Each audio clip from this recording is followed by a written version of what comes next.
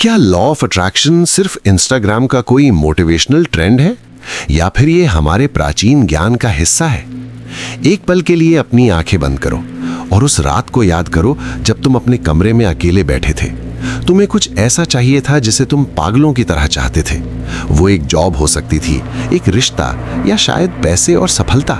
उस रात तुम्हें लगा होगा कि शायद भगवान तुम्हारे साथ नहीं है या फिर तुम्हारी किस्मत ही खराब है। सीने में वो भारीपन, आंखों में वो आंसू और दिल में वो बेबसी।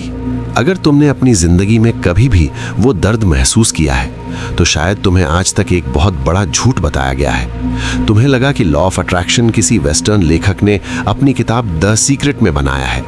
लेकिन सच ये है कि ये कोई नया इंस्टाग्राम ट्रेंड नहीं है, बल्कि ये एक ऐसा सिद्धांत है जिसे हमारे प्राचीन ऋषि मुनि हजारों साल पहले जानते थे।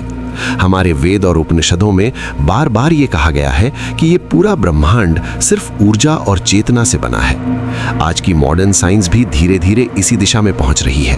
क्वांटम फिजिक्स भी यही कहती है कि हर चीज ऊर्जा और वाइब्रेशन है। सिर्फ हमारे शास्त्र ही नहीं, एंशिएंट इजिप्शियन और ग्रीक टेक्स्ट्स में भी इसी एनर्जी और वाइब्रेशन की बात लिखी हुई है। शिव पुराण में भगवान शिव को अल्टीमेट मैनिफेस्टर कहा गया है, क्योंकि वहां बताया गया है कि ये पूरा ब्रह्मांड एक ही कॉन्शियसनेस से बना है। अब यहाँ एक बहुत दिलचस्प बात आती है। मॉडर्न साइंस ने हमारे दिमाग में एक सिस्टम खोजा है जिसे रेटिकुलर एक्टिवेटिंग सिस्टम RAS कहा जाता है। ये सिस्टम हमारे दिमाग का एक फिल्टर है।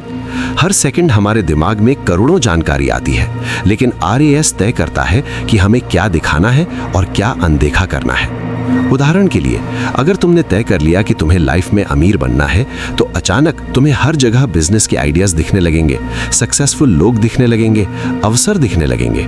लेकिन अगर तुम्हारा दिमाग हमेशा डर और असफलता पे फोकस करता है, तो तुम्हें वही चीजें बार बार दिखेंगी। यही कारण है कि हमारे शास्त्रों में कहा गया है, यद भावम तद भवति, यानी जैसा तुम सोचते हो वैसा ही तुम बन जाते हो। जब तुम बार बार किसी चीज को अपने दिमाग में विजुअलाइज करते हो तो तुम्हारा दिमाग नए न्यूरल पाथवेज बनाना शुरू कर देता है। धीरे धीरे तुम्हारा ब्रेन उस इमेजिनेशन को ही सच मानने लगता है और फिर तुम्हारे विचार, तुम्हारे निर्णय और तुम्हारे कर्म सब उसी दिशा में काम करने लगते हैं। इसीलिए लॉ ऑफ अट्रैक्शन का असली रहस्य सिर्फ सोचना नहीं है, बल्कि सोच प्लस भावना प्लस कर्म का संयोजन है।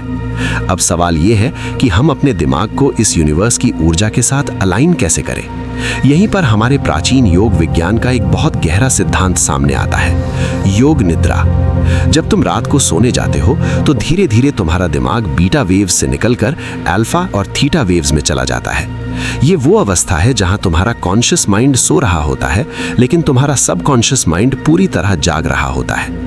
यही वो समय है जब तुम्हारा दिमाग सबसे ज्यादा प्रोग्रामेबल होता है। अगर इस समय तुम अपने डर, असफलता और समस्याओं के बारे में सोचते हो तो तुम्हारा सबकॉन्शियस माइंड उसे ही सच मान लेता है। लेकिन अगर तुम सोने से पहले अपनी सफलता को विजुअलाइज करते हो तो तुम्हारा सबकॉन्शियस माइंड उसी दिशा में काम करना शुरू कर देता है। इसलिए सोने से पहले सिर्फ एक काम करो, अपनी आंखें बंद करो और अपने सबसे बड़े सपने को इमेजिन करो।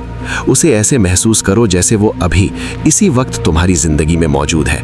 उस खुशी को महसूस करो, उस जीत को महसूस करो, उस गर्व को महसूस करो और फिर उसी भावना के साथ सो जाओ। क्योंकि जब तुम्हारा मन, तुम्हारे कर्म और तुम्हारा विश्वास एक ही दिशा में काम करने लगते हैं तो पूरा ब्रह्मांड तुम्हारी मदद करने लगता है। और तभी लॉ ऑफ अट्रैक्शन कोई मोटिवेशनल थ्योरी नहीं रहता, बल्कि तुम्हारी जिंदगी की नई रियलिटी बन जाता है।